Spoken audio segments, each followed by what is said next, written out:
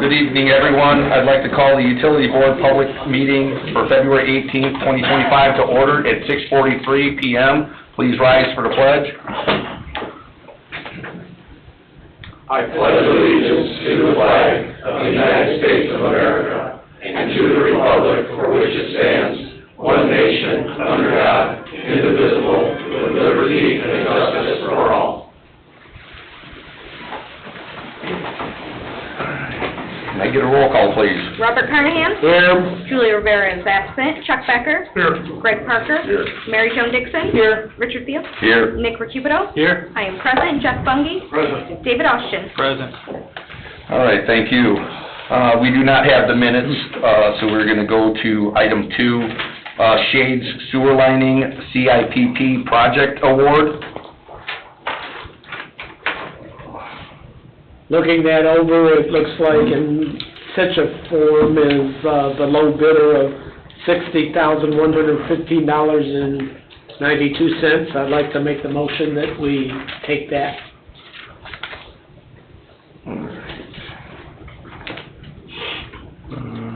Do we have a second? I'll second.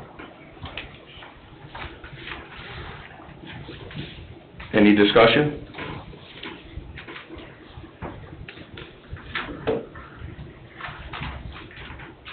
Tim, do you have anything to add with that? Pretty self-explanatory on that?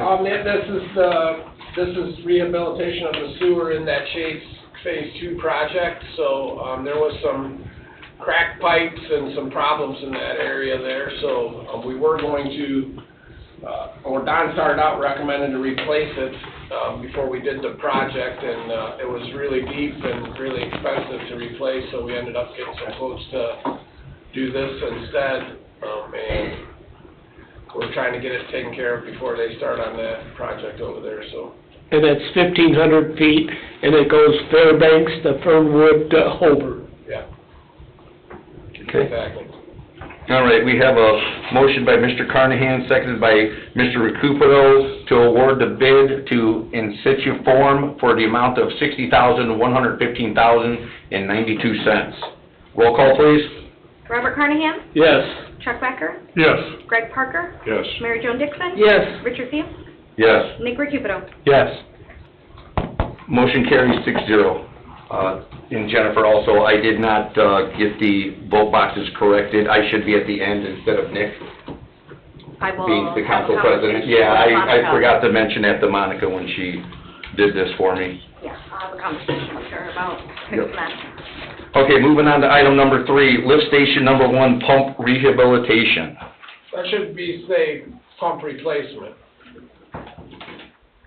For the record. I think it was rehabilitation, since it was gonna be basically bringing them all to what the other standards are, what we were doing with the rest of the lift stations, moving forward, if that's correct, or? I guess you can call it lift station rehabilitation, but the pumps are gonna be new, so I just wanted to be clear that. Yeah, with the controls and everything, right?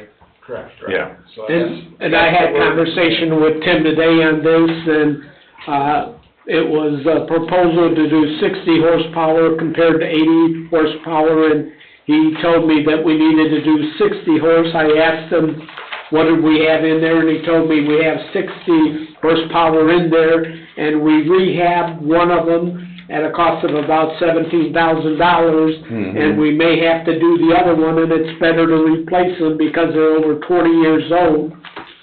So, that's at a cost of $153,892.40. Correct, Tim? I have $150,664.81, so I don't know where.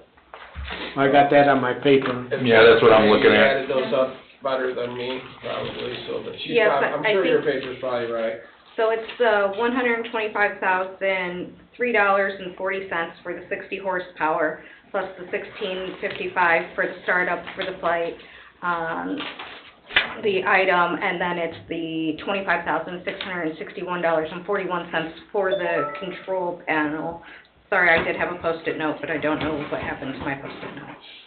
Yeah. So it's $152,319.81. 152,000 what? $319.81. So there's a figure on here north of 300,000. That was, we priced, different? we actually priced the 60 and the 80 horsepower pumps just to see what the difference was, so that total reflects Oh, both of 4 them. pumps Okay. instead of, so we just need half of that really, so that was just, we did some checking to see if upsizing the pumps might have helped us get a little more gallons per minute through the station during rain, heavy usage to see what that could do, but the money, we didn't gain that much volume because of the limitations of it's like 2,800 feet of force main that leaves that station, and it's only 12 inch, so we checked it out to see if it would be beneficial, and it ended up not being, so we just stuck with the 60s. All right, and where are the funds coming from for this? This would be your WWTP Special Fund 633. Okay, thank you. Which, 633? Tim, you mentioned something to me about, some valves also. Is that included into this price? No, it's just one check valve and a valve, but that's incidental. I mean, we're gonna shop and get the best price. Okay, so there's no need to have that into this? Since we're doing it ourselves, we didn't, this is not the bulk of it, but there's just those couple of little items, but incidental. Okay. All right. Anybody like to make a motion? Mr. President, I'll make a motion to approve this purchase, or actually approve the lift station number 1 pump replacement in the amount of $152,319.81. Funds to come from wastewater treatment plant special fund 633. I'll second it.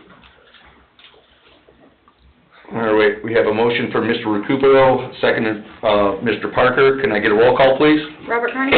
Yes. Chuck Becker? Yes. Greg Parker? Yes. Mary Jo Dixon? Yes. Richard Field?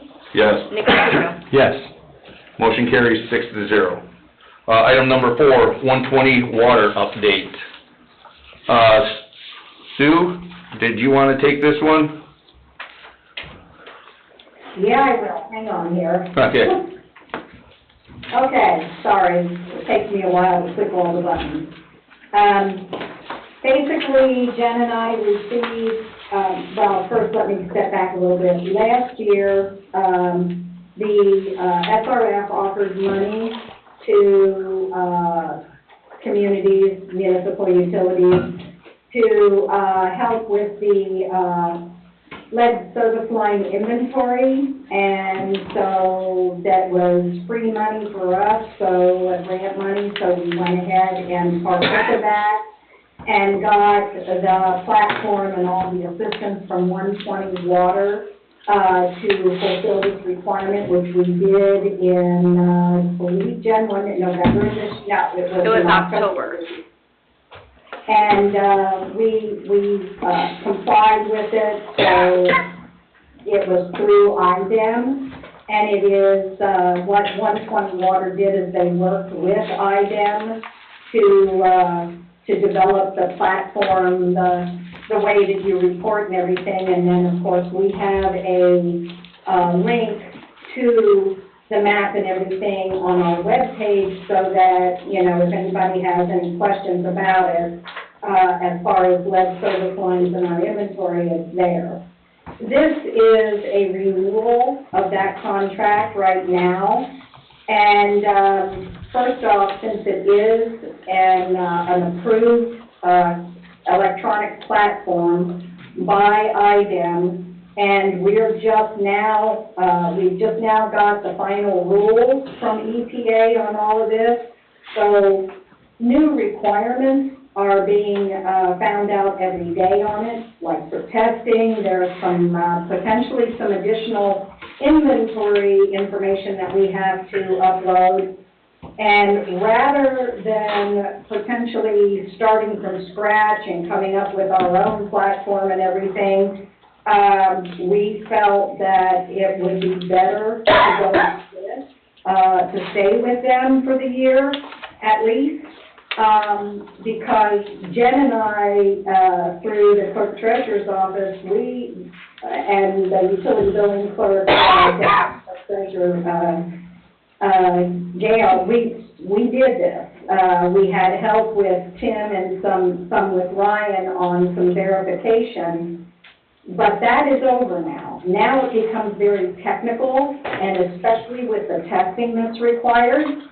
And Jen and I are at the point where accountants probably are not the best qualified to do that.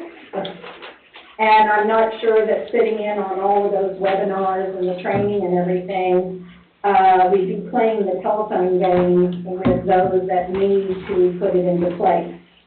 So this gives you all the assistance from 120 Water also, and I think one of the big selling points on it is that it is approved through IDEM. It is their chosen contractor, so to speak.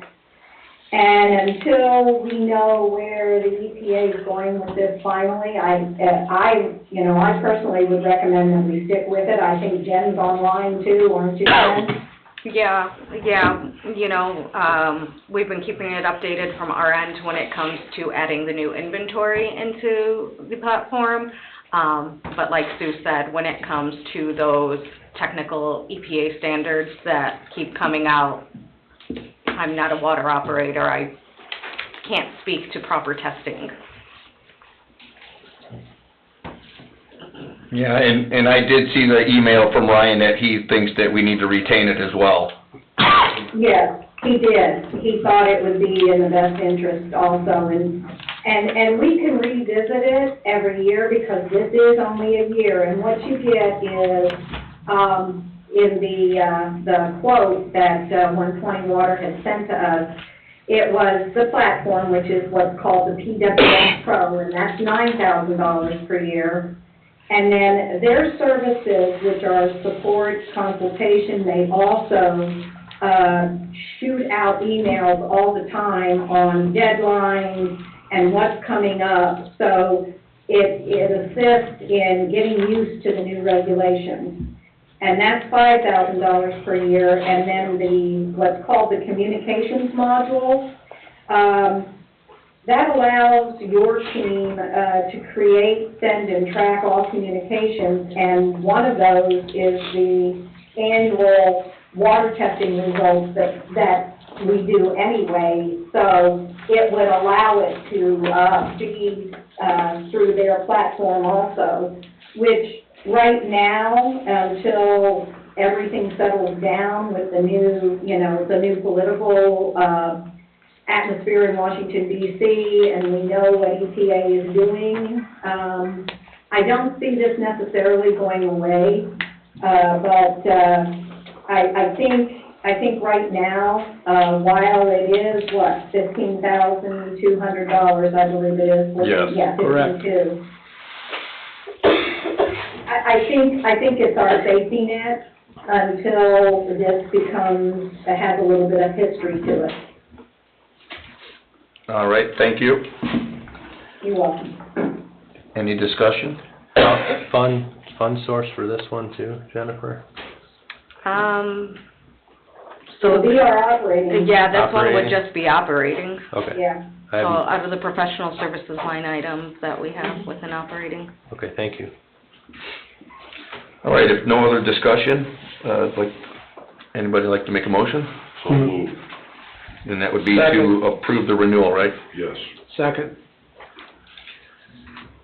All right, we have a motion by Mr. Parker, seconded by Mr. Carnahan to renew 120 Water in the amount of $15,200. Can I get a roll call, please? Robert Carnahan? Yes. Chuck Becker? Yes. Greg Parker? Yes. Mary Jo Dixon? Yes. Richard Theo? Yes. Nick Recupero? Yes. Motion carries 6-0. Moving on to item number 5, current water capacity needs planning discussion. Kevin? Hello, everyone, can you hear me? Yes. Lots happening on the water side. I'll start with the east. The most updates piece for Robin's Nest. Robin's Nest, again, the permit application was completed, and the public notice period is ending this Friday, the 21st.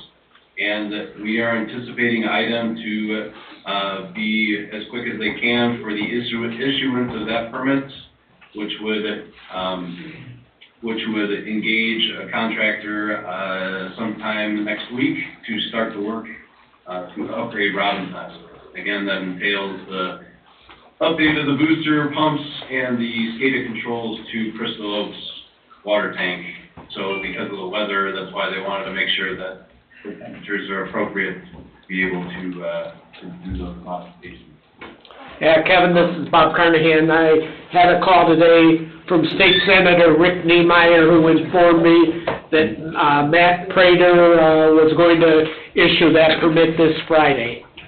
Yes, that is my understanding also, and just for everyone's knowledge too, it's normal from IDEM, these permits, that there is normally a 10-day notice period with IDEM before you can start work. We have already told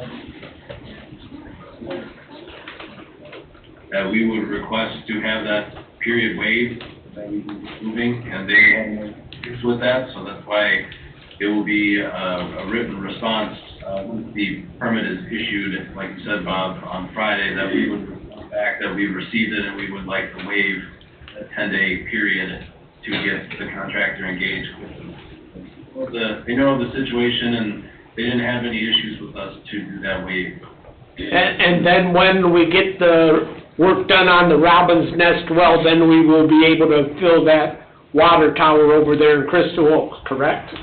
You are correct, yes. So the main piece of the upgrade of booster pumps is a larger pressure or a higher pressure to be able to get up to the top of the tank. So yes, that is the goal of that. Any questions on Robinson? Not hearing any. I have a comment though. This is Yep. being paid by the excess funds that we have from the SRF, and we have not received approval of our PER amendment yet. There have been emails back and forth about that too. I've been seeing them. Is that correct? Yes, and it appears that it should be forthcoming rather quickly. It's in the procurement and the contract person's hands right now. I don't believe it will not be approved, but if we start before approval, sometimes they will not approve our use of funds for like a first invoice or something, so. Okay. Noted, yeah. I know the teachers out there. Make sure that that's official before we start to go. Any other notes? Any other Robinson pieces? Did you hear that, Sue? Yes, I did. Okay. Yes, I did. And we're all being copied on it. I know Kevin is, and Yeah. Don Oliphant, myself, and Jen, are you being copied on it? Yes, I am on those emails, thank you. Okay. Yeah, So I'm sorry, Sue, that, I know that was just making sure the dollars were correct for the pumping equipment, for the electrician, and for the mechanical contractor, that was all covered, so making sure that was all covered, really, if I said that right. Anything else, Sue, on that one? No. right. Sorry. No, that's fine, that's a note that I should have had on there.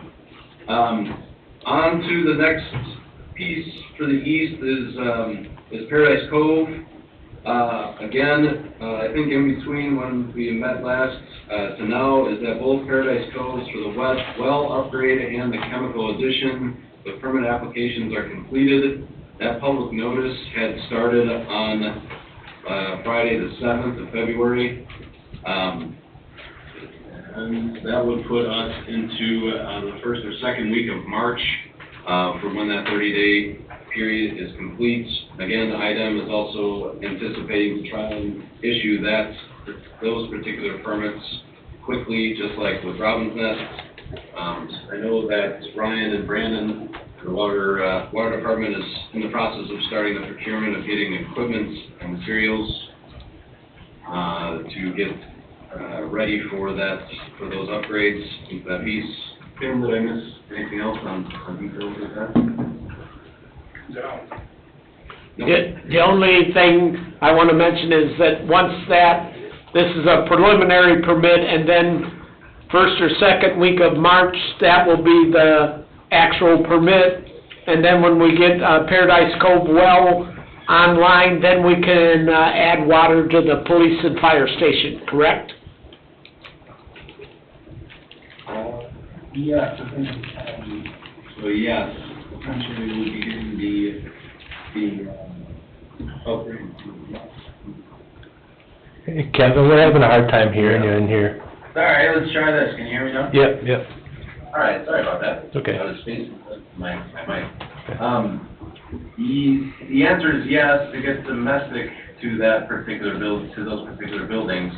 And IDEM is aware of that. That's what we were revising into the permits of what the official service connections are for this particular temporary means for Paradise Cove until our transmission main and connection to the Crystal Oaks is in the future be able to do that for the flushing purposes. Thank you. On the same note of that, we have been trying to anticipate for future upgrades for Paradise Cove.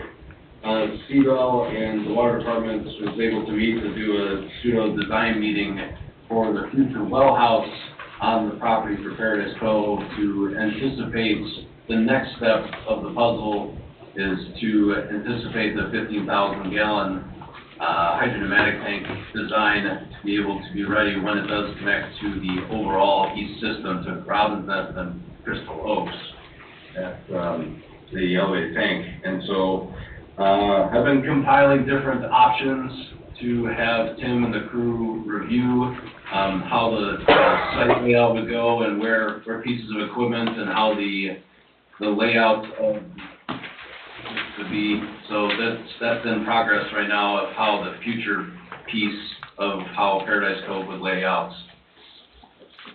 I also talked to Don Oliphant, where once the water is taken to the fire and police station, then we would also connect that to the town hall and our well. We would want to know if we would want to keep our well there for maybe irrigation for the Parks Department. Correct. The answer we had for IDEM was the 4 services to be in the temporary mode for Paradise Cove was the 2 public safety buildings, fire and police, this town hall area and the irrigation, and lighthouse would be the 4 meters, I'll put it, that are on to Paradise Cove for the interim condition. Thank you again. All right, anything else, Kevin? Quickly, I know Lakeside South was in discussions to start moving that piece of the puzzle, the transmission, to connect Robin's Nest to Paradise Cove. And I think that's still in development and in the works, so that's in movement. Quickly, from West Side, I know the last time Nick was talking about the 133rd property, and I think or anything after that, so I'm assuming everything was okay? The one with the moratorium waiver? Correct. Yeah, that's moving on to the plan commission now. Yes. All right. Yep. Yes, sir. One other question, what is our status on the water master plan to submit to IDEM? So because of the sidetracking of the permit coordination, that I've revised the exhibits to what we've been sending in to IDEM, the master plan, so I'm anticipating to have the draft at the ready prior to our next utility meeting. And the crew be able to look at it prior to us officially presenting it. So my goal is to have a better update on the master plan. All right, thank you. All right, thank you, Kevin. Moving on to item 6, written report, fund report, clerk treasurer. The cash and expenditure reports were previously sent out to you all. Thank you. Item 7, consultants, engineering, Nice. Thank you, Mr. President. We have West Side Interceptor Sewer Project 1 substantially complete. West Side Sanitary Sewer Interceptor Project 2. At the November meeting, we were given direction to submit the item permit. That's been completed, and the permit is in hand for your decision going forward as a group. All easements have been acquired for Project 2. All right. Now, Sue, I know we spoke a little bit this afternoon on the combination of 1 and 2 with the funds on this. Could you touch base on that a little bit? Yeah, sure. What it is we had in place, several years ago to cover these projects, a reimbursement resolution so that at any future time that we decide, rather than using cash on hand or maintaining the loss of the cash on hand, we could replenish it, reimburse ourselves for what we spent. Basically, what I've done with looking at the funding analysis that I've been working on and everything, we can, with the payoff of the debt on April 1st of 2025, we could issue roughly $6.785 million worth of debt. I assume 20 years at 4% interest rate. We have to verify that, what the market is currently doing now, because we most likely, this type of thing after the fact has to be through market issues. But we can handle that, but with the capacity we have in the current rate. But that has nothing in it whatsoever yet on what is happening with the mobile plant, the debt for that.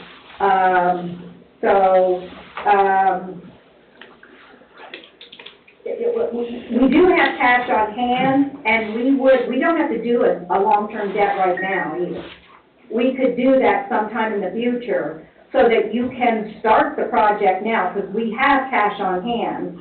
But I've always been told that cash is king, so do you want to spend that money and then not rebuild it? Because, Greg, if you remember, when we had the conversation years ago on another issue, we focused in on how long it would take to rebuild our cash balances. And it was not a pretty picture. That's true. So the whole thing is that we've got time, because if you know you want to do it, we've got the money to award contracts on it. And David, I believe I'm right. We have to have the cash in hand to award a contract if we go to bid. Cash is king. But cash is king, but we will be able to, at a later point then, issue a long-term debt to reimburse ourselves. And because the max amount would give us the amount for Project 2, the 6.785, it would give us the Project 2 amount that I was working off of, and then it would allow us to reimburse a portion of the Project 1 to ourselves, to our cash balances. Not 100%, because between the two, it would be over $8 million, and we don't have that capacity. Okay. Neil, how long would this bidding process take typically? 60 days is reasonable if you said go today. But we would work with Jeff's office and Tim and Jen in terms of how those calendar dates meet up with your upcoming meetings. It may end up being 90 just because we could be ready to award the week after your next meeting. Okay. But 60 to 90 is absolutely doable. Any discussion? Get that second phase done. I would agree. Especially, and we talked about it before, Neil, sometimes you get to a point where you go to put these things out to bid and it's just not the best time of year because the contractors have their schedules filled and, Yeah. I don't wanna miss that boat. It's approaching, to be sure. Yeah. And then we've got phase 3 that's down the road. Yeah. And there's options, because project 3 is conceptual at this point.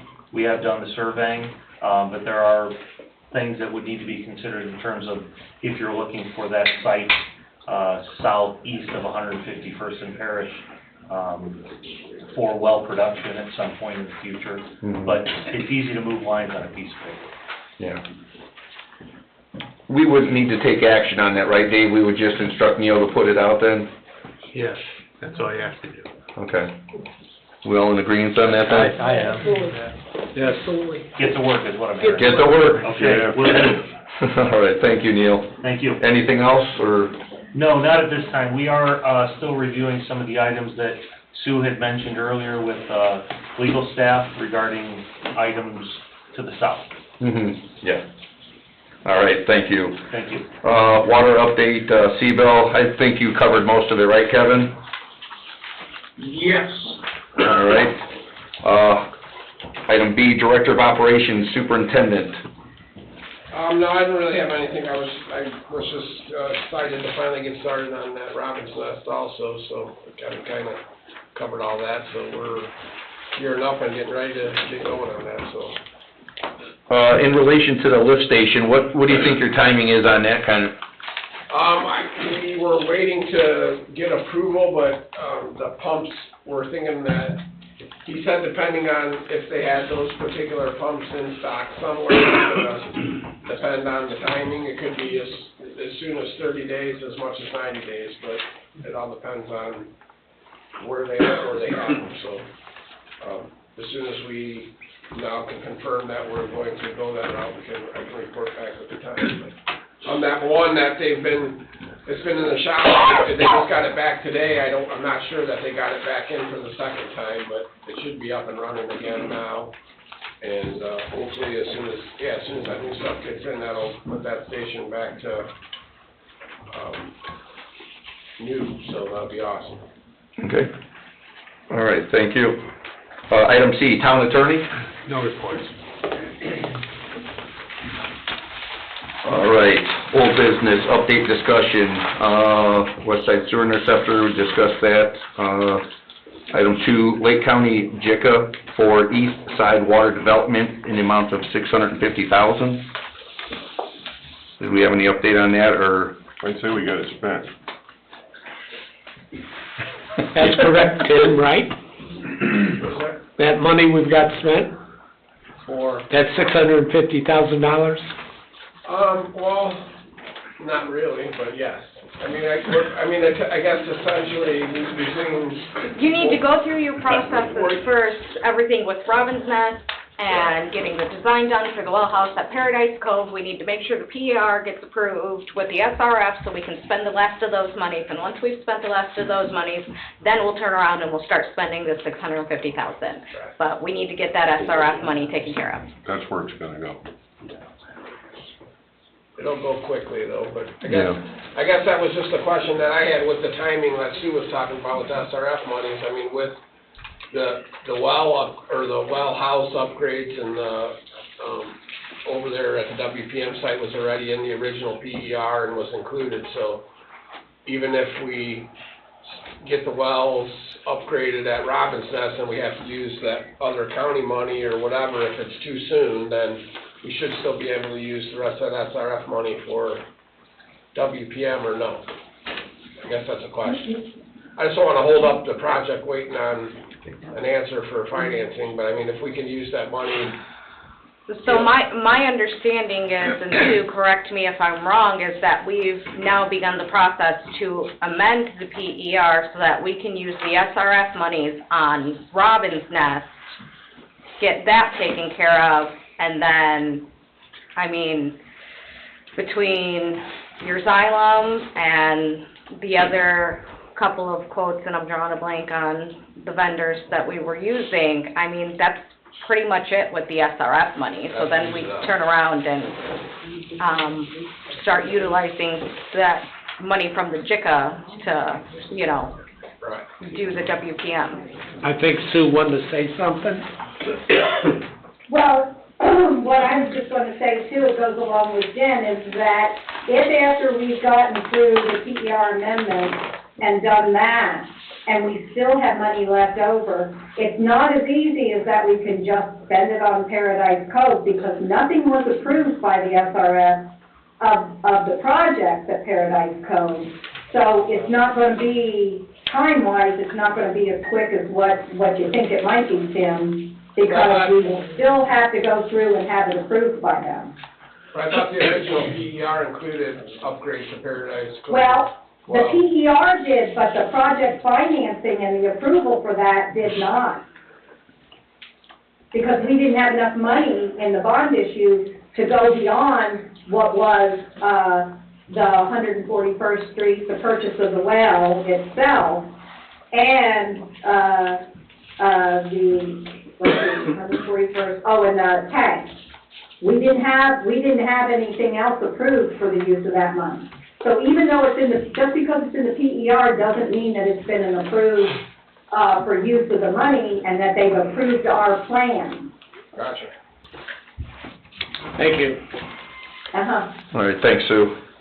Item 3, WPM Pump House, Kevin spoke about that, for enforcement of the water irrigation ban. I did send everybody the email that Sue sent to me earlier about that we need to clean up some verbiage in that. I don't think there's any other discussion other than we're gonna need to, just have Dave work on that with cleaning it up. Rich, I anticipate getting a brief report succinct and to the point from Chris Janak, Mm-hmm. our regulatory attorney, so we can make a report to you on the drafting that is needed to modernize the language. Yeah. We're 15, 16 years into this ordinance, these provisions, and these standards. We need to upgrade them. Yeah. All right, thank you. And that's why I indicated at the last meeting, people need to buy these, rain garden barrels and use it to irrigate their lawns and stuff. Yep. Item number 9, JMOB report, we really don't have anything at this time on that. So we will move on to public comment for utility board. Public comment for utility board twice. Third time. Do we have anybody online? All right, this meeting is adjourned at 7:20 PM. We'll take a short recess before council. And the next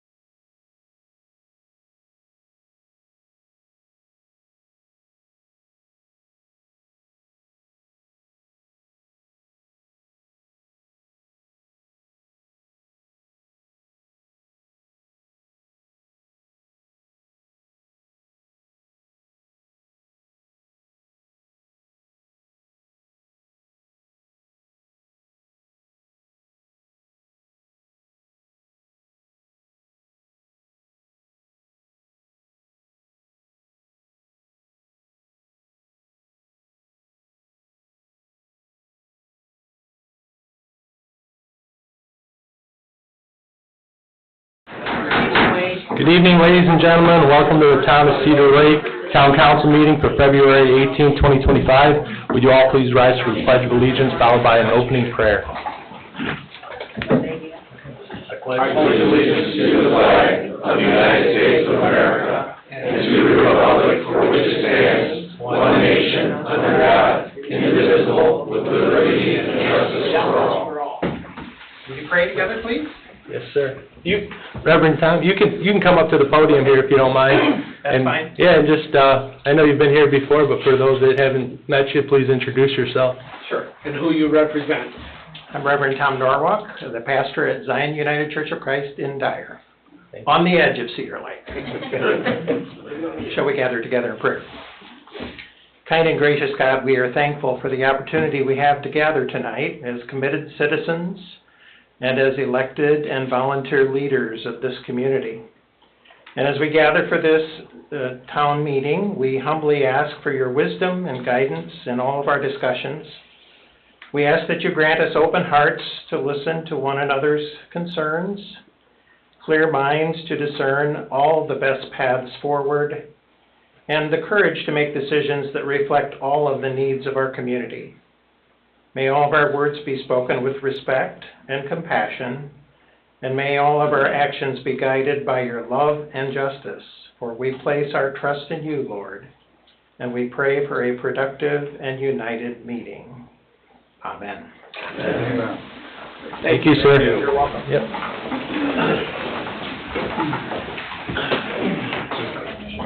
This meeting is called to order at 7:32 p.m. Roll call, please, Ms. Sandberg. Robert Carnahan? Here. Julie Rivera is absent.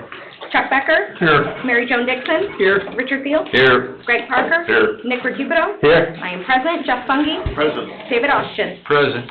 Thank you. We'll open the floor for public comment on agenda items only. Public comment on agenda items only. Second call. Last call. Nobody online, Ms. Nobody Sandberg? online. Okay, public comment on agenda items is now closed. Moving on to the consent agenda. Number one, claims, all town funds, $341,380.01.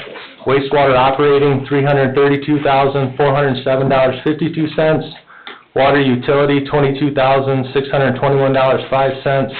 Stormwater, $4,322.05. Payroll, February 13th, 2025, $417,527.60. January remittances, $331,341.43. Number two, donations, police, Calumet Breweries, 75 cases of Ghost Hydration Energy Drink.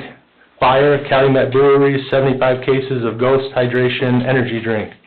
Number three, manual journal entries from January 1st, 2025 to January 31st, 2025. Number four, conflict of interest, Barbara Littles and Douglas Machok.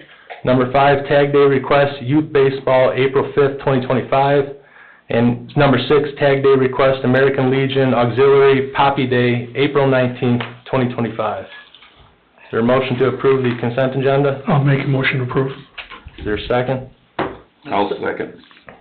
Okay, we have a motion made by Mr. Becker, seconded by Mr. Teal to approve the consent agenda. Any discussion? Seeing none, roll call, please. Robert Carnahan? Yes. Chuck Becker? Yes. Mary Jo Dixon? Yes. Richard Field? Yes. Greg Parker? Yes. Nick Recupedo? Yes, motion carries 6-0. We thank those that donated to the town. We greatly appreciate it. Moving on to ordinances and resolutions. Ordinance number 1511, an ordinance amending the job description for the Fire Department Administrative Assistant position. Mr. Parker, could you please read by title only? Town of Cedar Lake, Lake County, Indiana, ordinance number 1511.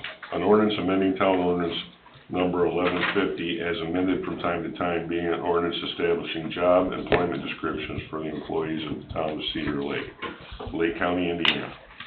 Repealing all ordinances and town code provisions, including town ordinance number 1064 and all matters related hereto. Amending the job description of the Fire Department Administrative Assistant job position for the town of Cedar Lake Fire Department and all matters related thereto. Thank you, sir. Attorney Austin, you're recommending a first reading? First reading. Okay. All right.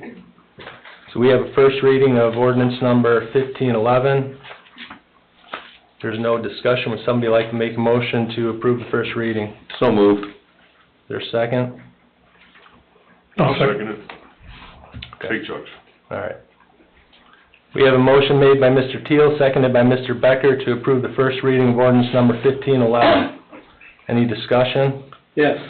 The only one item in there, Todd, do you have a typewriter over there? No. Because there's in there, they got tools to operate as a typewriter, and I just thought, well, maybe they have a typewriter there. We don't. That's probably just standard fare for these positions. I didn't write it, so I don't. Yeah. Okay. It is, and many places still have typewriters for a number of reasons. That's okay. Okay. We did, at one time, actually, we did, it was a Labels, processor, yeah. forms. Okay. Well, maybe you'll get one again. I doubt it. I don't think so. Bring your dump up. If there's no more discussion, roll call, please. Robert Carnahan? Yes.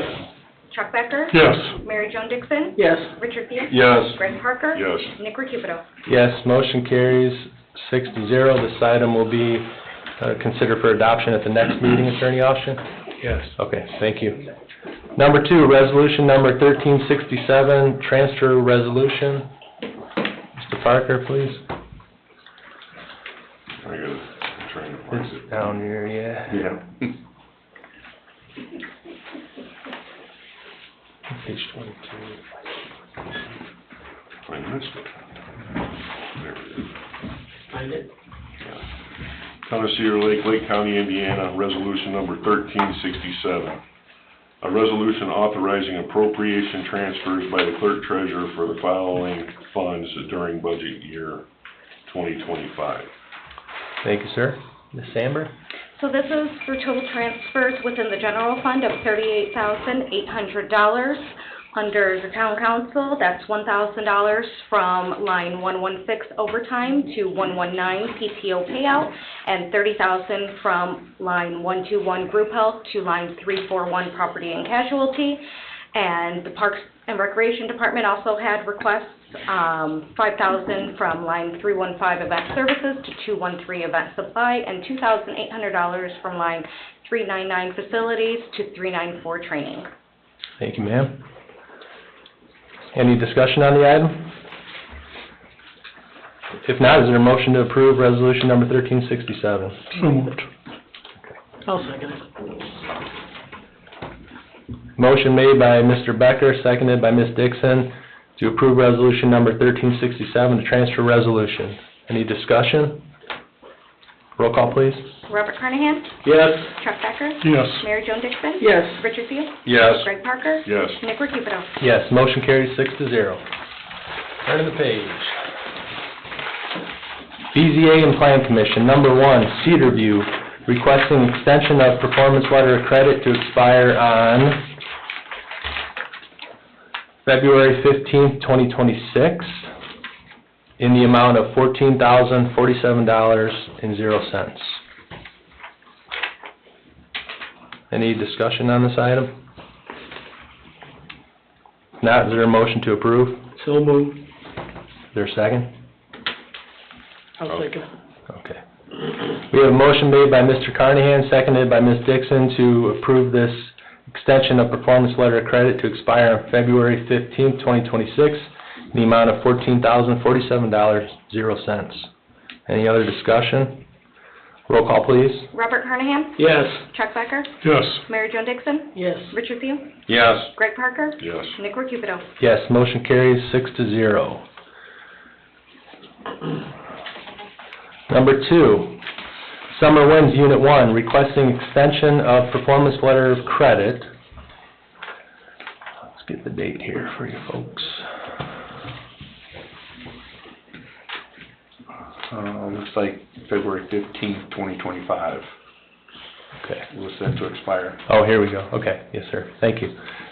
Set to expire on February 15th, 2025, in the amount of $244,187.85. Any discussion? There a motion to approve? So moved. Is there a second? I'll second it. Motion made by Mr. Teal, seconded by Mr. Parker, to approve extension of performance letter of credit for Summer Winds Unit 1, set to expire on February 15, 2025, or, yeah, 2025, the amount of $244,187.85. I got a question. That is correct? That's why it's too late, isn't it? Yeah, I'm not understanding this. These were approved at the plan commission already, I think you guys are just affirming the. Oh, okay. Ratifying. February 5th is when they, All right, good deal. Thank you. There's a special meeting of the plan commission to do that. Okay. February 5th, not the 15th. well, it was set to expire on the 15th, but they reviewed it and voted on the 5th. Yeah. Thank you. All right, thank you for the clarification. If there's no other discussion, Is there did they extend it a different date on here? Yeah. January Did you say 27th. 14? Yeah. In the bank letter, it says January 27th, 2025. Oh, sorry, 2025. That's the sorry. next one. Yep. yeah. No, that's the other one. I'm pretty sure that. Here it is, January 27th, 2026. Oh, it's January 20, January 27th, You got extended 2026. for a year. No, that's Expiration that's date. Beacon Point. It's 2/15/25. It was good for one. okay, Okay, all right. I'll see that. Okay, no other discussion then? Roll call, please. Robert Carnahan? Yes. Chuck Becker? Yes. Mary Jo Dixon? Yes. Richard Thiel? Yes. Greg Parker? Yes. Nick Recupero? Yes, motion carries 6-0. Number 3, Beacon Point West, Unit 6, requesting extension of performance letter of credit to expire on January 27, 2026, in the amount of $133,733.95. That one looks good. Any discussion? Roll call, can I get a motion, please, to approve? So moved. Okay, is there a second? I'll second it. We have a motion made by Mr. Parker, seconded by Ms. Dixon, to approve the extension of performance letter of credit to expire on January 27, 2026 for Beacon Point West Unit 6, in the amount of $133,733.95. Any discussion? Roll call, please. Robert Carnahan? Yes. Chuck Becker? Yes. Mary Jo Dixon? Yes. Richard Thiel? Yes. Greg Parker? Yes. Nick Recupero? Yes, motion carries 6-0. Number 4, Beacon Point West, Unit 7, requesting extension of performance letter of credit to expire on January 27, 2026, in the amount of $309,673.13. Any discussion? Is there a motion to approve? So moved. Is there a second? I'll second it. Motion made by Mr. Parker, seconded by Ms. Dixon to approve the performance letter of credit extension set to expire on January 27, 2026 for Beacon Point West, Unit 7, in the amount of $309,673.13. Any discussion? Roll call, please. Robert Carnahan? Yes. Chuck Becker? Yes. Mary Jo Dixon? Yes. Richard Thiel? Yes. Greg Parker? Yes. Nick Recupero? Yes, motion carries 6-0. New business, number 1, Jaeger easement, connection and extension to the water supply of the property. Attorney Austin? This is, for a property at 13416, Cedar Street. It is, to permit a water extension underneath our public way for water supply to a home across the street from the water supply. And this was the way it was deemed appropriate to get water to that property and allow it to be used correctly. Okay. There'll be an easement grant for this. Okay. Very good. Mr. Kubiak, do you have any input? You all good? Yeah, this was, like Dave said, that was just avenue, there was no place to put the well, he owned a property across the street, so this was the only way, really, the only way that he could get water to his newly remodeled house was for us to grant this easement so he could get it across the road. Very good. The permanent utility easement is in hand. It has a good legal description that's been reviewed. It has a survey it's attached to it, so you can match legal to survey, and the easement's ready to go with your action. Looks good. Thank you, sir. Is there any discussion? Not, is there a motion to approve the I'll easement? make a motion to approve. Okay, is there a second? I'll second. Motion made by Mr. Becker, seconded by Mr. Teal to approve this easement. Any discussion? Roll call, please. Robert Carnahan? Yes. Chuck Becker? Yes. Mary Jo Dixon? Yes. Richard Hughes? Yes. Greg Parker? Yes. Nick Recupero? Yes, motion carries 6-0. Mr. President, Yes, sir. Jennifer will need to gather signatures. Okay. Can somebody send me a clean copy of Sure. the agreement? Because I was not originally copied on it. Dave? I will. Okay. Very good, thank you. Number 2, Shades Phase 2 Award. We've got a letter here dated February 18th, 2025 from Christopher B. Burke Engineering LLC. Dear council members, below you will find the bid tabulation summary for the Shades Subdivision Improvement Project Phase 2. The final engineer's estimate for the project was $1,595,840.80. Bids were received from Milestone Contractors North Incorporated, Dyer Construction Company Incorporated, Reith Riley Construction Company Incorporated, and M&J Incorporated, M&J Underground Incorporated, as shown below. And it says in here that the Reith Riley bid does not appear to include the required preliminary construction schedule. However, we view this as a minor exclusion and recommend waiving the requirement.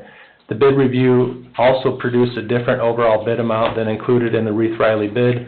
CBAL review calculated the amount above, and the Reith Riley bid was $1,540,184.18. This is a net increase of $50 for the bid, and we recommend the award reflect the value in the above table. It goes on to say, as this appears to be the lowest responsive and responsible bid for the project, we recommend that the subject contract be awarded to Reith Riley Construction Company Incorporated. Just so everyone's aware, it appears that this lowest bid came in $55,606.62 under the engineer's estimate for the project, which is always good. Motion to approve. Is there a second? I'll second.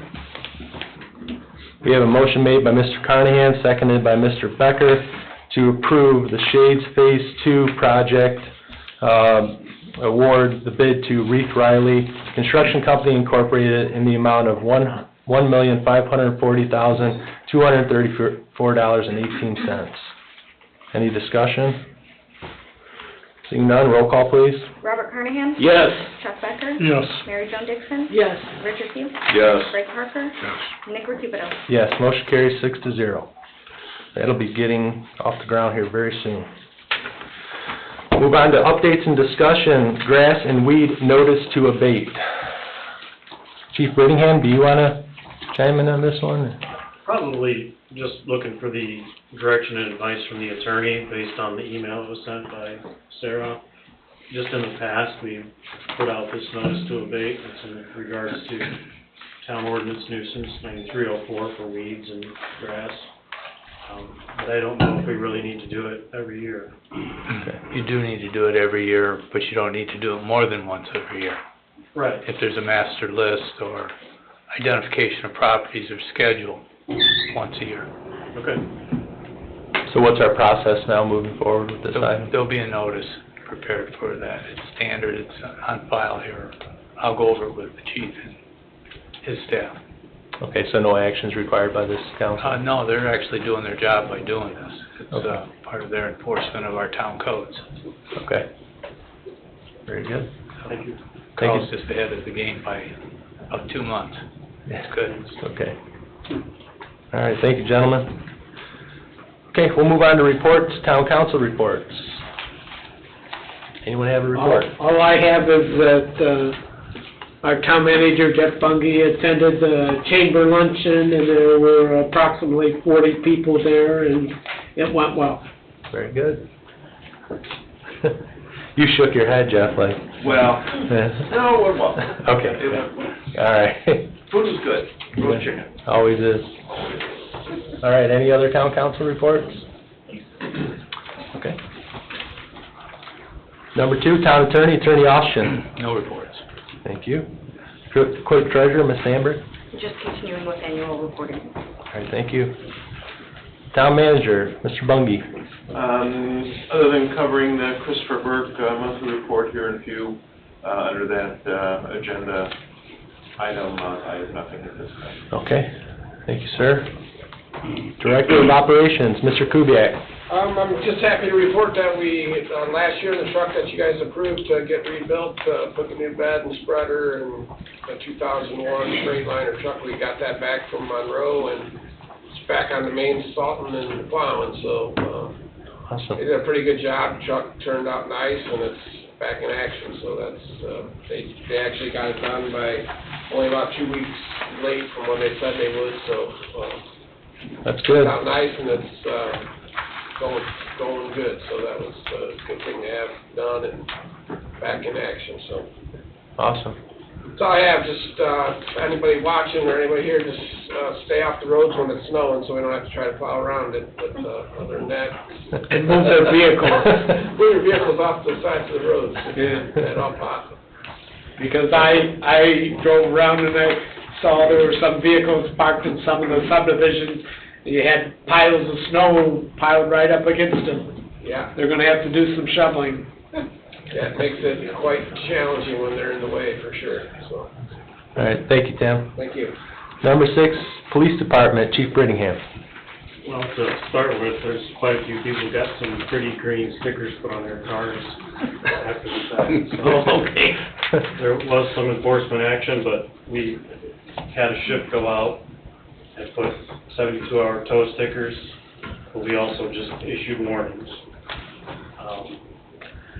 So we did that. So we're trying to address most of the vehicles that were obviously not removed off the road during the snow.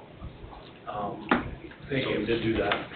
The vehicles you approved for my purchase are actually already built and being shipped. So they're way ahead of schedule. This is the earliest I think they've ever gotten vehicles in the beginning of the year, which should be good for the outfitter as well, so we won't get them a year after the fact like we did last year. So that's good news. So the reports for the beginning of the year for 2025 for services, calls for service, 655. Our traffic stops are 264. We had 226 warnings, 95 citations, and 403 law incidents. We had 11 arrests. The arrest offense was at 13. Ordinance warnings were at 13, and citations were at 35. Thank you, sir. Any other questions for Chief? Okay, thank you. Number 7, Fire Department, Chief Wilkening. The fire department responded to 136 EMS calls, 25 fire calls, and 9 car crashes with injuries for the month of January, which is, the town of Cedar Lake was 153 of them. There was 8 non-incorporated and 9 mutual aid calls. Overlapping calls, we're running 39% of the time. We're running overlapping calls starting out at the beginning of the year. And Tuesday seems to be the hot day still at 1,700 of the week. And then the breakdown of each type of calls in your packet. All right. That's all I have. Thank you, sir. Parks Department, Ms. Ray. Hi there, I have a few upcoming announcements that I just wanted the public to be aware of. We will be having that 5-year master plan meeting. It's our final engagement opportunity for the master plan coming up at the clubhouse building on March 13th at 6:30 p.m. This is where you'll have a chance to review the drafts of the master plans and give us some more insight before it goes downstate to the DNR. We are having a call-out meeting for community garden volunteers. That will be happening March 27th at the clubhouse at 5:30 p.m. We just ask that you RSVP to the park office by the 24th to let us know that you'd be attending. We're looking for all green thumbs to come out. And then we're also planning a teen advisory group. We have a call-out meeting set for March 31st at the clubhouse at 5 p.m. So if you know a teen in the ages of 13 to 17, We're gonna start meeting with that group to help plan events and programs that are catered to teens, and they will also count for your service hours for school, community service hours. So reach out to us, we'll get you a volunteer application, and we'll see you there and start making fun things happen for teens in the community. That's what I have. Thank you, ma'am. Okay. Written communication, we've got building department report. Jeff, any quick highlights? I don't think, the only thing that I have is, we had a graph that showed how many new building permits, were issued,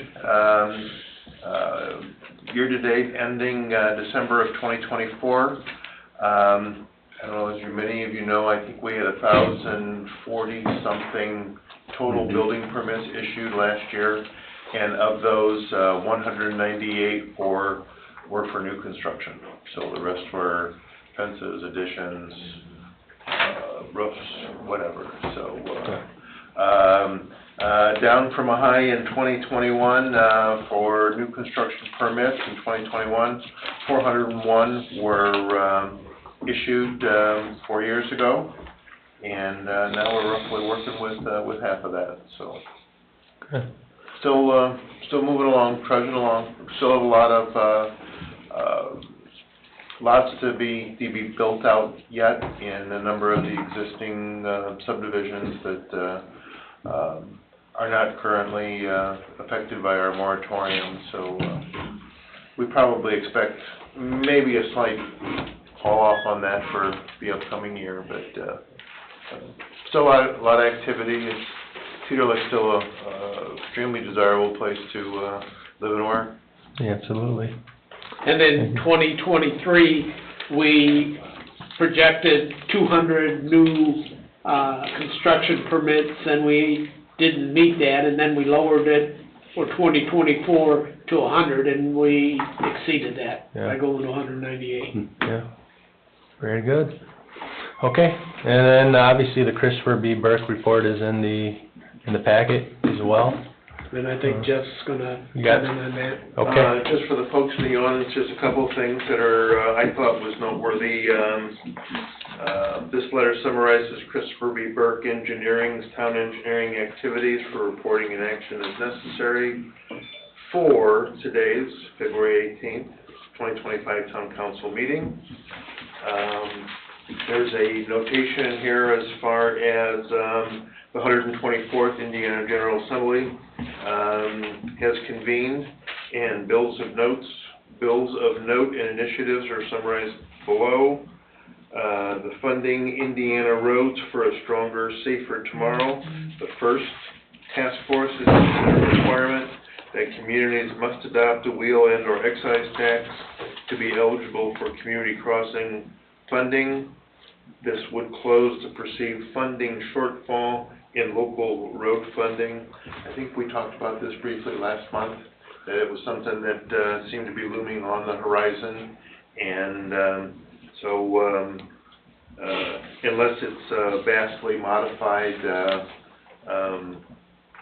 this seems to be a pretty popular bill downstate to move forward, so we'll just have to see where the ratification for that goes. There's a House Bill 1037 under stormwater management that is of consequence to us. The construction stormwater general permitting may be altered or made more stringent, provided that if a law, rule, ordinance, or regulation is more stringent than or exceeds the construction stormwater general permit provisions, then the law is void, and that the unit must continue to discharge its duties under the IDEM program. There's a House Bill 1460, drainage systems, requires a unit to use data from the most recent, number 1, FEMA, Federal Emergency Management Agency flood insurance rate maps, or 2, the NOAA, the National Oceanic and Atmospheric Administrative Atlas, to calculate and regulate stormwater runoff for a development or an underdeveloped plat.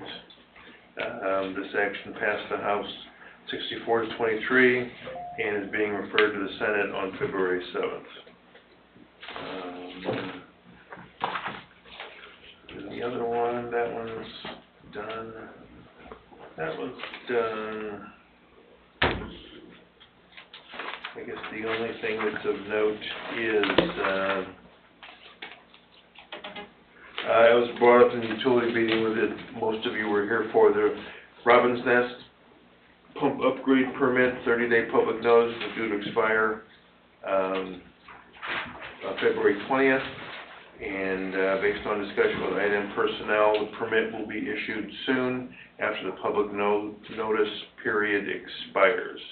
The contractor is ready to go and is due to install the new pump skid and tank, hopefully the last week of February. That's about all I got. All right, thank you, sir. All right, you're welcome. Move on to number 3, year 2025 Summerfest agreement update. Are there any updates on that? There is, and I sent over today, or yesterday, the proposed draft for the committee to work with and the council to work with. Okay. So you should have it. Okay, thank you, sir. There's no discussion on that. We'll move on to number 4, Summerfest tourism letter. We have a letter dated January 17, 2025, from Cedar Lake Summerfest. Dear Cedar Lake Town Council, the Cedar Lake Summerfest Committee Incorporated is proud to present the 43rd Annual Cedar Lake Summerfest. This special event provides our community and its visitors a very traditional venture for a family to celebrate our nation's birthday. We are seeking funds from the Tourism Fund to enhance the public's experience at our event. We will provide our traditional activities such as cardboard boat race, car show, talent show, live entertainment, and fireworks, to name a few. We hope to add some new activities to our venue if funds are available. The festival has attracted thousands of people to our community daily over a 4-day period. Visitors not only visit the festival, but also our local businesses. Our business owners express the added traffic they experience is very beneficial to the economy of Cedar Lake. Our volunteers greatly appreciate your time and are looking forward to hearing from you. If you have any questions, please do not hesitate to call. Sincerely, Kathy Broomhead, co-chairman. So, tourism funds, Ms. Sandberg, what do we have available? How are we normally doing this? So the tourism funds, the town of Cedar Lake always receives a distribution of $4,725. Traditionally, it is not received until mid to late July. Okay.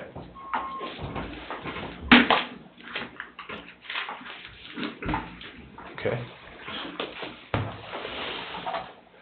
So, I'm assuming they're looking for this for July, I assume? Yeah. Yeah. The nods are winning. Yeah.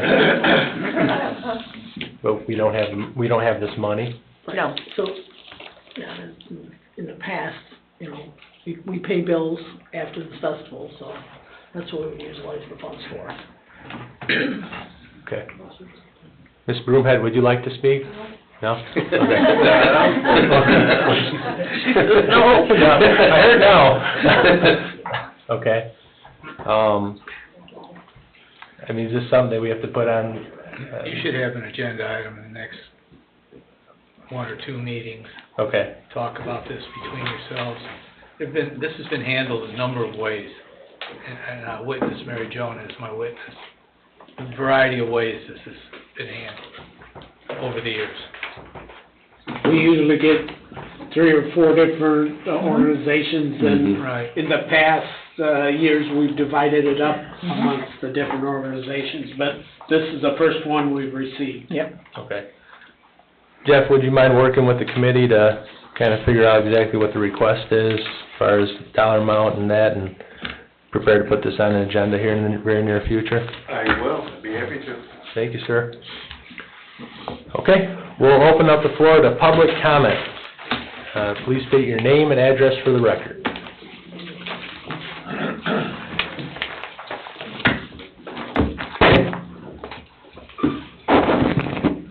Evening. Hello. Good evening. Jennifer Prensky, 15222 West 133rd. I have my notes here, so give me a second. Let's see. I actually came today, I wanted to talk about considering privatizing the EMS services. The only reason I really want to bring it up is, I guess I'm asking for more transparency.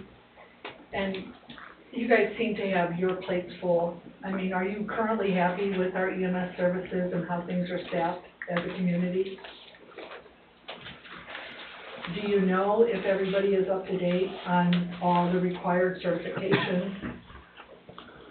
Well, I mean, I know that things are challenging now in this line of work to try to find folks to do this work. I don't really know what the private sector looks like as far as money goes and quality of service and all that stuff, but Yeah, I know we're gonna have staffing issues, for one, when we get the new building open, so that's something we have to consider.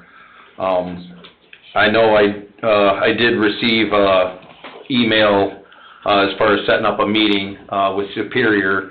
They'd like to sit down and talk with us. That meeting was supposed to happen this coming Thursday at noon, but they had a schedule conflict, and so now next most available date would be March 3rd. And I just ask ultimately because, you know, it is the residents of Cedar Lake, it's the tax dollars that pay for all this. And I guess I'm asking for more transparency when it comes to the EMS. And quite honestly, I mean, I think we have whoever ultimately was responsible for building the new fire department, for us as residents to just start looking at, you know, can the residents' needs be met? Can the town afford to run 2 fire departments? Can you appropriately staff them? Do we have the money to buy new ambulances? You know, are we training the staff? I mean, I just know personally, I had 2 parents recently pass away, and they use the EMS services, and Mr. Wilkening said that, you know, there are a lot of lift assist calls. That is never going to change.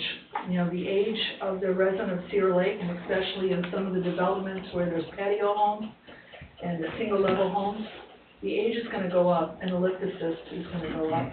And I guess I'm asking if you guys, like you said, Rich, you guys have a meeting that you can explore what the, you know, the benefits are. And a lot of times it is a cost savings and you're not experts, you know, and possibly by privatizing that, you know, that's something that you could take off your plate, essentially.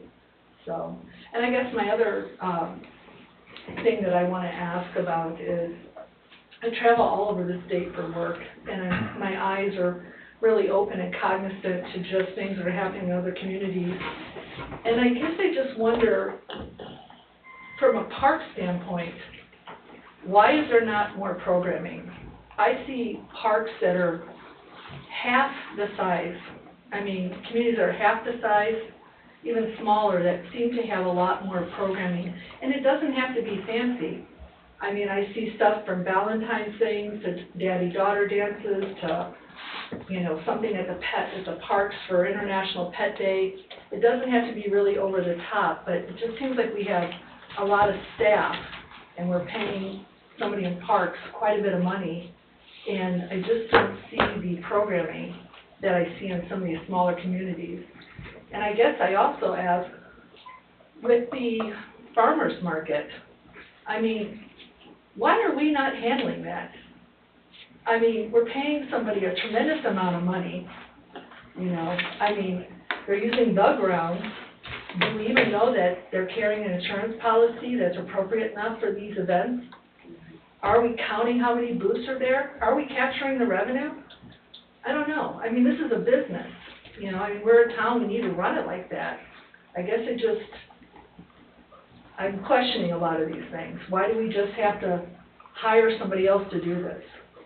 Why do we even need it? I mean, it's great, it's beautiful to come to Cedar Lake, but if we're not capitalizing off some of this, then why are we doing it?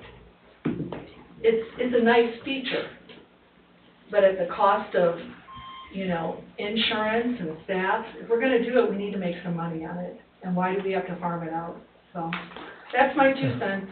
Yeah, ma'am, I guess I would just advise you regarding the park stuff, to probably go to a Parks Board meeting, and they'd have a lot more knowledge about that stuff when it comes to the programming, and I think you'd have probably better luck than us, frankly.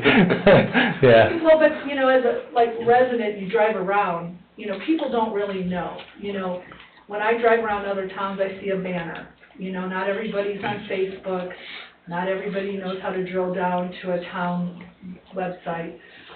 I don't think it has to be so savvy if we can simplify things. And, you know, I guess I'm just looking at, you know, some people have access to that. And so, and it's Cedar Lake, you're up here, and then we hire people to run these departments, but I just don't see a lot of visibility of these programs when I'm driving around the community.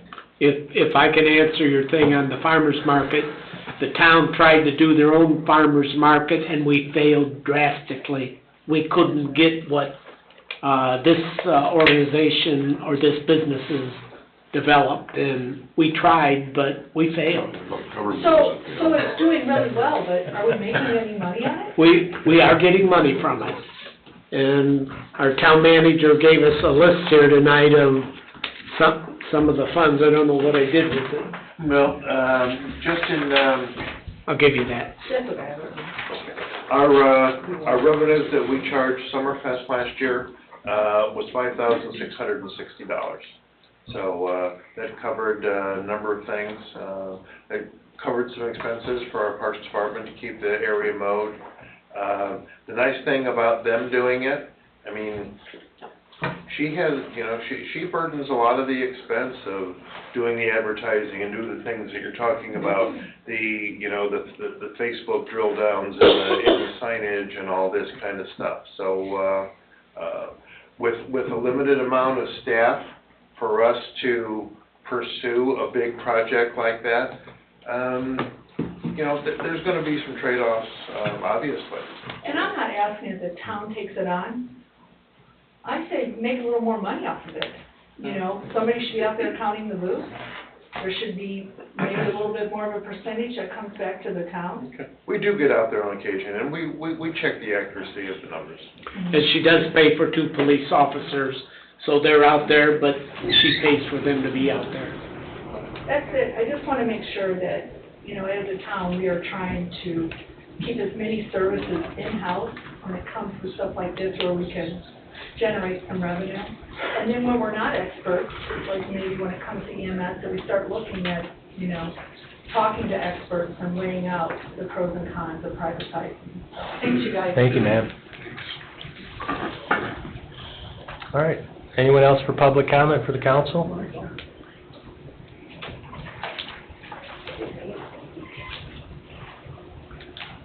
Hello. Hi, I'm Pam Howard. I live in Rose Garden. Sorry that I do that. Yeah. 10013 West 141st Lane. We're hearing in the subdivision that there's a big bond that the town is still holding against Rose Garden until they get their 19 pages of punch list taken care of. Where are we at with that, and what input can we, as homeowners, have toward that? I currently have been fighting with Lennar for a year and a half. I bought my house the end of May of '23. July of '23, I started having plumbing problems, and I'm still having plumbing problems. They were supposed to fix it last September and have just kind of hoped I'd go away, which isn't going to happen. So I'm curious about what this town will do, what course of action we can take, and make sure that this bond isn't returned to them until we're happy. I came in to get a copy of my plumbing report, and they asked to add my name to the list of people that have complained about Lennar. That's a scary thought. It's a good thought, because I'm not alone, Yeah. but it's a scary thought that the town has to live. Well, I'll defer, we have 3 plan commission members here, they're town council members that also serve on the plan commission. I'll defer to one of you gentlemen. They're not getting their money back until they've committed their obligations to their performance bond for the subdivision, period. And we've been leaning on them a lot harder than we did in the past. And we've got, Mr. McSherry, is it, Rich? I believe that's his name. He's supposed to be making regular appearances at the Plan Commission meetings, which there'll be one tomorrow night. I don't know if he will be in attendance or will be in on He Zoom. just comes once a month. Yeah, but he was supposed to be at the work session and wasn't there, so we should be there tomorrow. Yes. I can reach out to Mr. McSherry tomorrow. That would be a good place to, Plan Commission meeting though would be a good place to ask him questions directly. So I can go to the planning commission meeting Certainly. tomorrow and ask that question? Yes. That's at 7 o'clock. Here? Yes. I don't know what. The first plan commission meeting of the month, is on the first Wednesday, and that's at 6. And people get confused when we come to the second one on the third Wednesday, that we're at 7 o'clock. Okay, I'll let some of my neighbors know they might be interested in Okay. meeting as well. I don't know what type of plumbing issue you're having there, but there's a myriad of things that Like, are I unfinished there. can't do a load of laundry because it backs up, my toilets don't flush. They found a valley in the plumbing. I have 4 pages of copious notes. I was an insurance adjuster, so I'm very, I have a lot of, knowledge of this sort of problem, and you're not going to BS me by telling me it's okay, which they tried to do. So waste collects in the valley, and everything backs up. That's a problem. That's a problem. That's a problem. And it's a health issue because my house smells like Is sewer. that in a crawl space or in concrete? Slab. It's in a slab.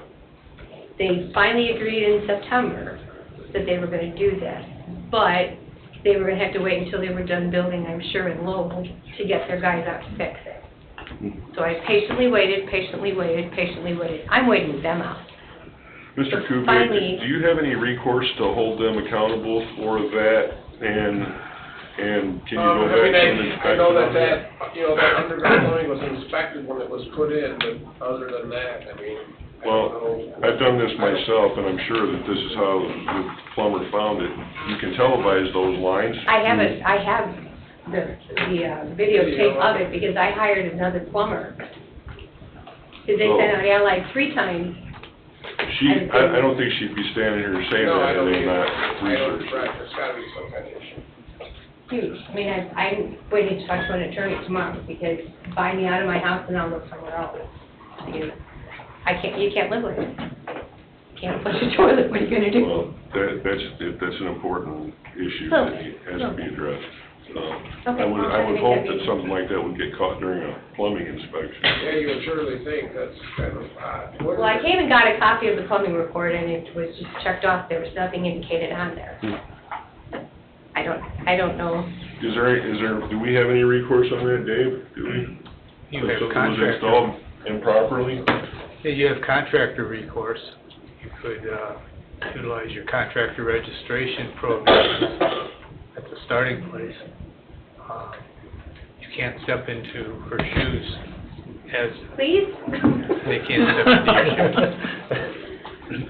But they can help you in the regulatory side. I need to rush. I truly have patiently tried to wait this out, worked with them, found all sorts of reasons why they owe me. They tried to skirt the issue at first. And it's like, something's gotta happen. You can't live like this. And I live alone. So imagine if it was a family of 4 in this house. The 3-bedroom house. Now, my question though is this, Dave, this wouldn't have anything to do with the performance or maintenance bond issue. It doesn't. It's not that. It's more internal with the lot. In workmanship, I guess? It is. It's a workmanship claim. It's covered under hidden Or lack of, discrepancies. yeah. Yeah, it's hidden discrepancies clause of the sales contract. Right. Because, well, that even gets ugly, we won't go there. Yeah. But, We I'm aware of can- that hidden discrepancies, that they have to stand by it, and they finally did admit to that. Yeah. My problem now is it's been 6 months that they're coming. I texted the guy on January 7th. He got back to me January 8th and said, let me call Allied and see when they'll come out. First you told me you were gonna do it. A month and a half later, now Allied's gonna do it. And a month and a half later, I still did not got the call. Still would be appropriate for her to come to the meeting and ask Mr. McSherry about her, maybe he doesn't know. Without question, I think Ms. Howard knows how to squeak that wheel. Yeah. You need to be there tomorrow night. Okay. Tim and his team need to put the information in front of Lennar. We need to help in any way we can. Put on Can I get your document address, just so I can write, I can look? 10013 West 141st Lane. I was the model home, right when you pull into the subdivision. You'd think that one would be in good shape. All right, thank you very much. Thank you, ma'am. Yep. Wonderful, right?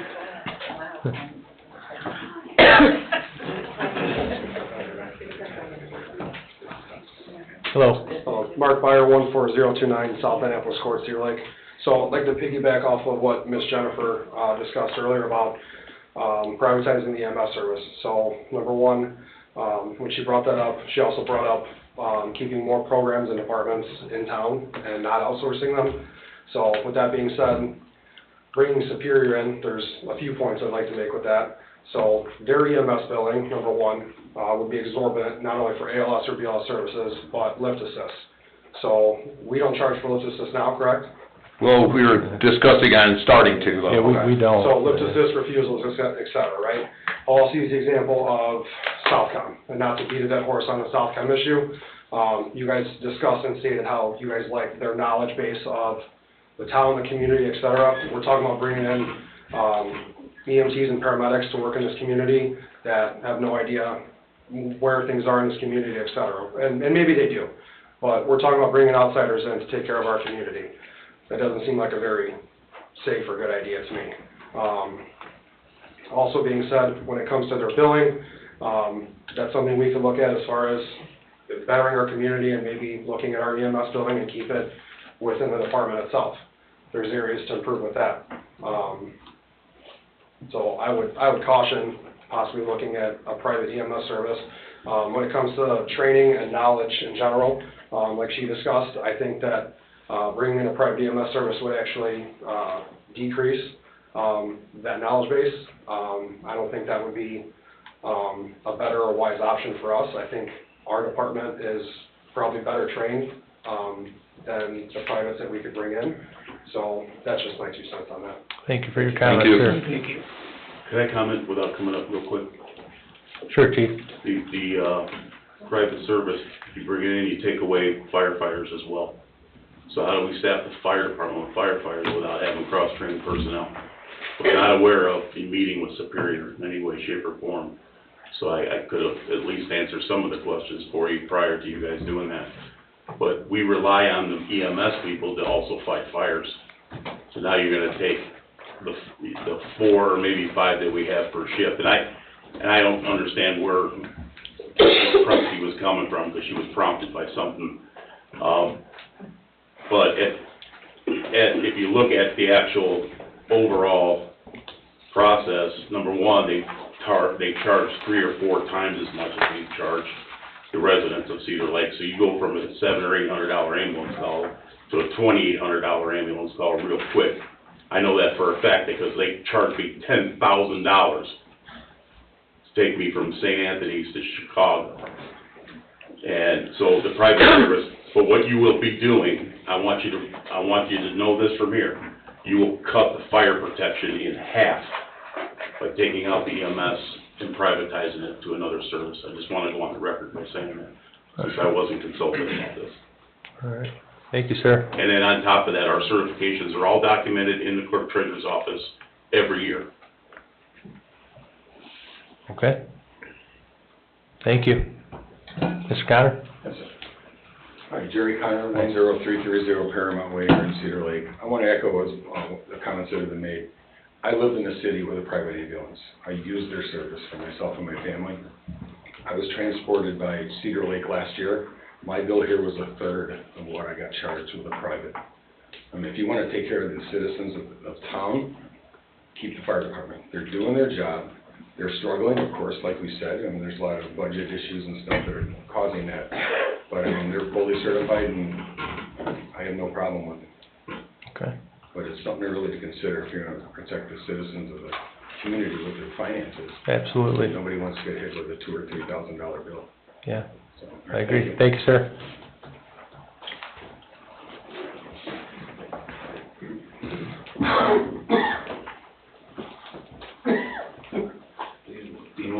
15011 Euclid Street. 2020, my wife laid dying in a bed in the hospital. Superior charged me $25,000 to transport her 2 miles. I'm still paying on it, 5 years later. Think about what you're gonna do to people in this town. They don't care about the town people. It's all about the dollar sign. You guys are not the professionals, like she said. The professionals are sitting over here. Let them do the work for you. You put them in that position. Those are your generals of the army. Let you guys, so you guys can sit back and let them do the job. $25,000 from one hospital into another hospital or a facility 1 town away. And my insurance company would not pay it because, they paid $1,000 of it. But they came after me for the other $24,000 of it. I was sickened, so that's all I got. All right, thank you, sir. All right, anyone else for public comment for the council? Ms. Amber again? I have one quick one. Sure. I just wanted to give Cheryl Parker, 7227 West 136th Court. I just wanted to give a shout out to the public works guys with the ice storm and the 2 snowstorms that we had. They did a really great job. And you guys were out there, when they arrived, I saw the trucks were out there in the afternoon. They were salting everywhere, side streets, main streets, everywhere. And they did, they plowed everything for the next snowstorm. And then Sunday morning, I heard them at 3:30 in the morning, and they were out there doing this stuff so that when people got up and wanted to go places, the roads were all cleared out. So, Yeah. thank you guys. Thank you, Ms. Park. I'll throw it in there. All right, last call. Ms. Sandberg, nobody online? No. Okay. Our next meeting will be... Mr. President, are we gonna discuss any more about the, department heads only coming to 1 meeting unless required? Yeah. So like next one, they wouldn't have to unless there's something for them on the agenda? Yeah, we were kind of making it I don't want to say policy, but only have to be here on the 3rd Tuesday of the month unless there's something you're bringing to the agenda that needs to be discussed. We might need some input from you folks, or we request you to be here, but that's how we're gonna roll, so, all right? Does that sound good, Rich? Yep, thank you. All right, thank you. Our next meeting will be Tuesday, March 4th, 2025 at 7 p.m. This meeting is adjourned at 8:28 p.m. Thank you all. Paul?